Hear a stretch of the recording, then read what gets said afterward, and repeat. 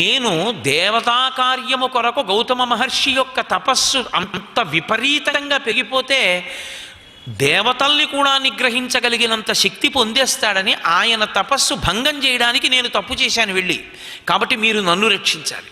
అప్పుడు దేవతలందరూ వెళ్ళి పితృదేవతల్ని సంప్రదించారు. ఇంద్రుడు పుంస్త్వాన్ని పొందాడు.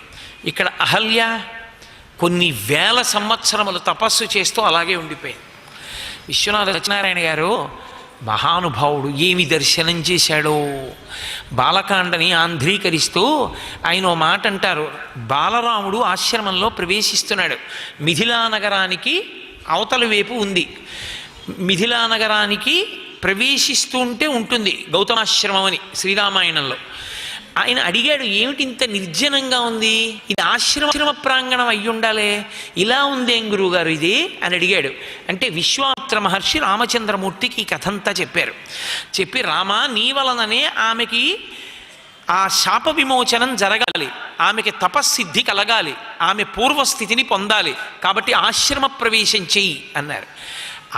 ఆయన రాముడు ఆశ్రమ ప్రవేశం చేశాడు తప్ప రాముడి కాలు రాయికి తగిలింది, కాలు తగిలితే రాయిలోంచి కాంత వచ్చింది అలా లేదు రామాయణంలో. ఆయన ప్రవేశించేటప్పటికి ఆవిడికి తెలిసింది తపస్సులో, వెంటనే ఆవిడ పైకి లేచింది అని రాశారు.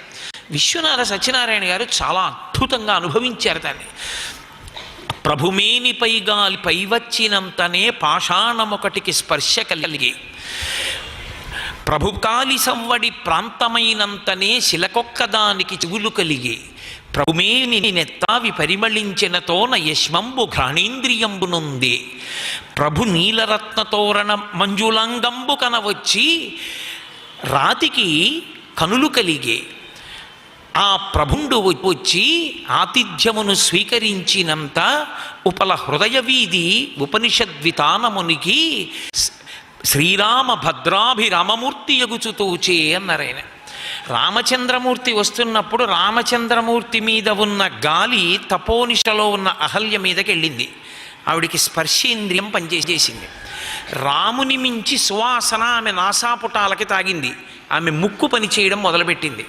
రాముని యొక్క శరీరములోని కాంతి ఆమె కన్నుల మీదకి పడింది. ఆవిడ కళ్ళు పనిచేయడం మొదలుపెట్టాయి. ఆమె రామచంద్రమూర్తికి ఆతిథ్యం ఇచ్చింది. జరగబోయే మంగళం ఏమిటో ఆవిడకి అర్థమైపోయి శ్రీరామ భద్రాభిరామమూర్తిగా ఆయన కనపడ్డాడు. సీతతో కూడిన రాముడు అవబోతున్నాడని కనిపెట్టింది. ఆయన లోపలికి వెళ్ళాడంతే ఆవిడ చేసిన పాపమంతా కడగబడింది. రామపాదము సోకి పాపము పోయిందంటారు, తప్పు. రామపాదము సోకి పాపము పోలేదు. ఆమె పాపము ఆమె తపస్సు వలననే పోగొట్టుకుంది. ఆమె తపస్సు వలన ఆమె పాపము పోయిందని గుర్తేమిటంటే రాముడు వచ్చాడు. రామపాదము సోకి ఆమె పాపము పోయి ఉంటే ఆమె ప్రయత్నము ఆమె పాపం పోవడంలో లేదు. అలా అయితే మహర్షి వాయుభక్ష నిరాహారా తప్యంతి భస్మశాయిని అనవలసిన పని లేదు. నీ తపస్సు పండిందన్న మాటకు అర్థం ఏమిటంటే నీ పాపము కడగబడింది. నీ పాపం కడగబడిపోయిందని గుర్తు ఏమిటంటే రాముడు వస్తాడు.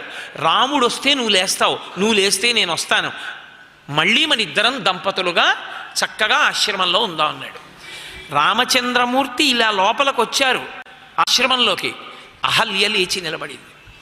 ఇతపూర్వం చేసిన పాపం ప్రక్షాళనం అయిపోయింది. కోటి సూర్యుల పగిది కాంతితో నిలబడింది ఆవిడ. ఆమె మహాపతివ్రత, అంత తపస్సు చేసిన తల్లి. రాముడు బాలరాముడు. ఆయన నరుడిగా ఉన్నాడు, బ్రహ్మచారిగా ఉన్నాడు. ఆయన ఈశ్వరాంశ సంభూతుండని, నేను ఈశ్వరుణ్ణని రాముడు చెప్పట్లేదు. రాముడు మహాపతివ్రత అయినటువంటి అహల్యకి నమస్కారం చెయ్యాలా? రాముడొచ్చి నా శాప విమోచనమైందని చెప్పి నా తపస్సు పండిందని అహల్య రాముడికి నమస్కారం చెయ్యాలా? అహల్య రాముడికి నమస్కారం చేసింది అనుకోండి, అంతకన్నా అసంబద్ధమైన విషయం ఇంకోటి ఉండదు. ఆమె మహాపతివ్రత, గౌతమ మహర్షి యొక్క ఇల్లాలు, ఆయనకి తల్లి లాంటిది. సర్వం శ్రీ ఉమామహేశ్వర పరబ్రహ్మార్పణమస్తు. స్వస్తి.